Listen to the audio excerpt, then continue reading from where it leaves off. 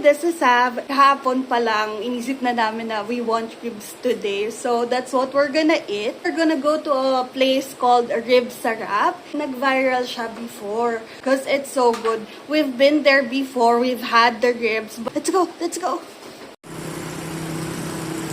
Nandito kami sa branch sa Maytanda.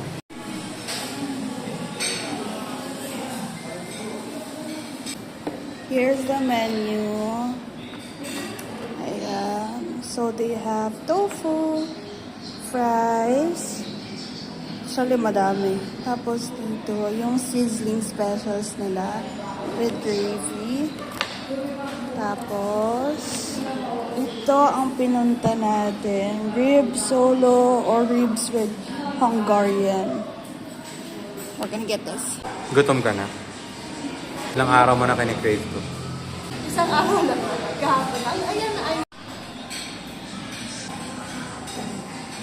So, we got a ribs platter. We have Salisbury steak and then extra rice just to make sure na hindi kami magkulang sa rice. Siyempre, pinunta naman talaga namin dito is ribs. So, that, I'm gonna show you. Oh my God, look how big that is. And then, meron pang dalawang Hungarian sausage and then corn.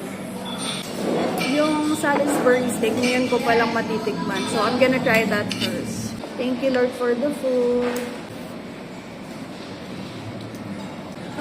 Sarap ng gravy. Sobrang sarap. Oh my gosh. Grabe, mura siya, pero hindi na-compromise ang quality. I'm gonna eat the ribs. Full of the bone talaga siya. Sarap.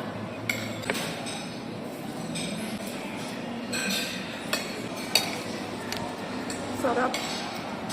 This is a big ass sausage.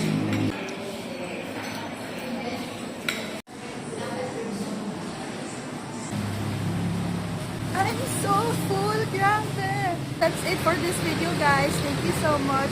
Stay safe and healthy. Sab out.